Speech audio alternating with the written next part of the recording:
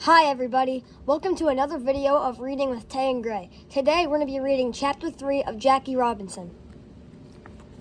Chapter 3 starts on page 19. Chapter 3, Smart Baseball. Nobody ever did more for black baseball than a man named Rube Foster. He wanted black baseball to be just as well run, just as well respected as the major leagues. And he spent nearly his whole life trying to make it that way. Rube started out in 1907 as a pitcher for a team in Chicago called the Leland Giants. He was a good baseball player, but he turned out to be an even better baseball manager. In 1911, Rube started up a new team called the Chicago American Giants. And what a team it was. Rube got all the best black players of the day, but he knew it took more than raw talent to make a powerhouse of a club. Most black teams did not get a lot of coaching. There was no time for that on the road. Players just joined a team and went out and played. But Rube drilled his team in what he called smart baseball. Black baseball was a lot different from white baseball. White baseball came to depend on home run hitters like Babe Ruth to win games, but black baseball did not. On black teams, pitchers were allowed to throw all kinds of tricky pitches.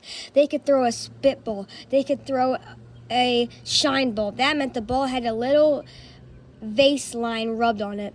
Pitchers could also nick or scratch the ball. That made it jump and dip on the way to the plate.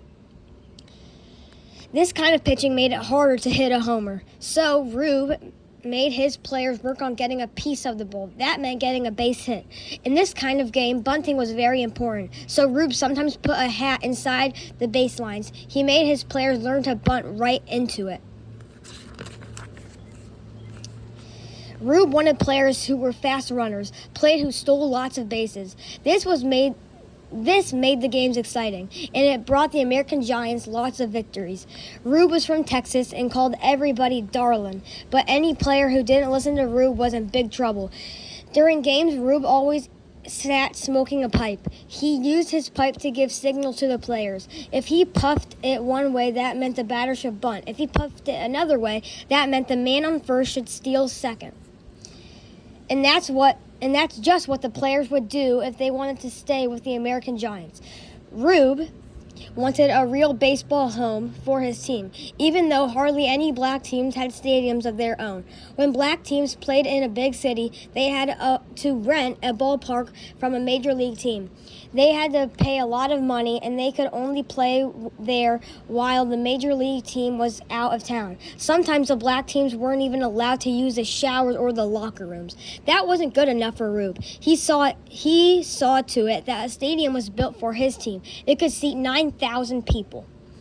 All of Rube's hard work paid off. The American Giants were so popular that sometimes they drew bigger crowds than the Cubs or the White Sox, Chicago's two major league teams, when all three teams were playing on the same day.